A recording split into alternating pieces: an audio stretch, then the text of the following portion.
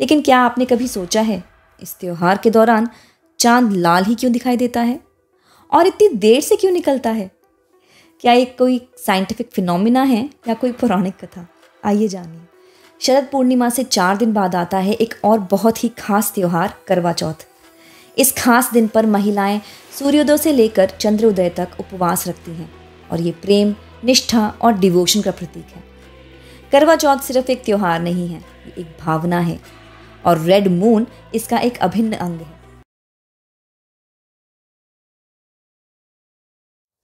आज हम शरद पूर्णिमा के महत्व का पता लगाने जा रहे हैं। एक पूर्णिमा की रात जो आयुर्वेदिक प्रथाओं में बहुत महत्व रखती है। इस रात को हार्वेस्ट मून के रूप में भी मनाया जाता है और ये वह समय होता है जब चांद अपने सबसे ब्राइटेस्ट और फुलेस्ट रूप में होता है। आयुर्वेद में शरद पूर्णिमा को एक विशेष रात माना जाता है जो आध्यात्मिक और शारीरिक महत्व से भरी होती है। हमारे ऋषियों ने शरद ऋतु के दौरान संपूर्ण जीवन शैली के लिए मार्गदर्शन प्रदान किया है। इसमें भाद्र के महीने के दौरान धार्मिक अनुष्ठानों में दूध और खीर को शामिल करना और नवरात्रि और शरद पूर्णिमा तक उनका पालन करना शामिल है। शरद पूर्णिमा का आयुर्वेदिक महत्व बहुत ज़्यादा है। इस पूर्णिमा को कोजागरी पूर्णिमा, रास पूर्णिमा और शरद पूर्णिमा के नाम से भी जाना जाता है। ये अश्विन महीने के शुक्ल पक्ष की पूर्णिमा के दिन मनाया जाता है, विजयदशमी या दशहरा के कुछ दिन बाद। इस दिन न केवल चंद्रमा सभी 16 कलाओं के साथ चमकता है, बल्कि इसकी किरणों में कुछ ऐसे उपचार गुण होते हैं जो शरीर और आत्मा को पोषण देते हैं। शरद पूर्णिमा से जुड़ी सबसे प्रतिष्ठित परंपराओं में से एक है चांदी के बर्तनों का उपयोग कर एक मीठी चावल की खीर बनाना।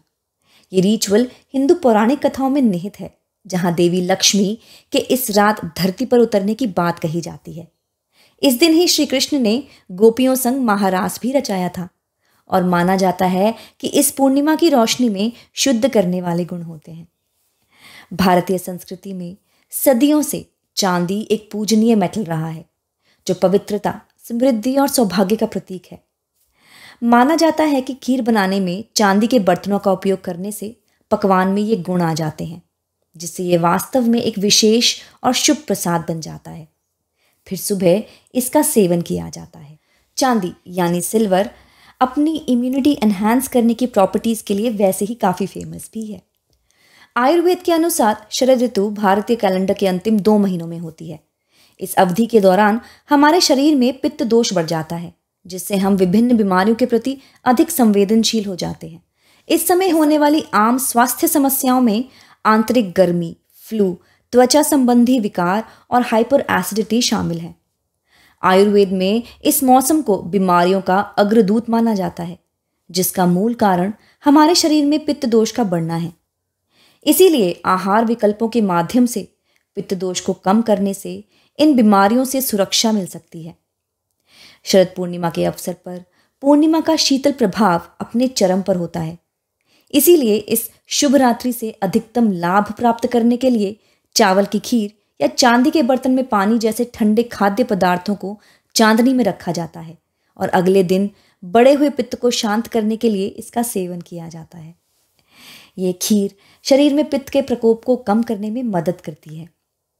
यदि हम प्राचीन काल से चले आ रहे भारतीय व्यंजनों और परंपराओं पर करीब से नजर डालें तो उनमें आयुर्वेद की छाप मिल सकती है। आयुर्वेद में गाय के दूध के गुणों की प्रशंसा की गई है, क्योंकि इसमें पित्त को कम करने वाले गुण हैं। गाय का दूध स्वाभाविक रूप से ठंडा और मीठा होता है, जो शरीर को मजबूत बनाता है और आंतरिक शक्ति को बढ़ाता है, जिससे आयुर्वेद में ओजस कहा जाता है। इसे जीवन शक्ति बढ़ाने वाला अमृत माना जाता है। इसीलिए खीर, जो कि चावल की खीर और दूध जैसे व्यंजनों का सेवन करते हुए सुखदायक चांदनी के नीचे इस त्योहार को मनाने से शरीर को ठंडक मिलती है, पित्त दोष कम होता है और कई बीमारियों का खतरा कम होता है। शरद पूर्णिमा मनाते समय हमें इन प्रथाओं के समग्र लाभों को नहीं भूलना चाहिए। याद रखें कि हमारा स्वास्थ्य और कल्याण प्राकृतिक दुनिया से जुड़ा हुआ है और इसकी एनर्जी का उपयोग करके हम अपने और आने वाली पीढ़ियों के लिए बेहतर जीवन बना सकते हैं।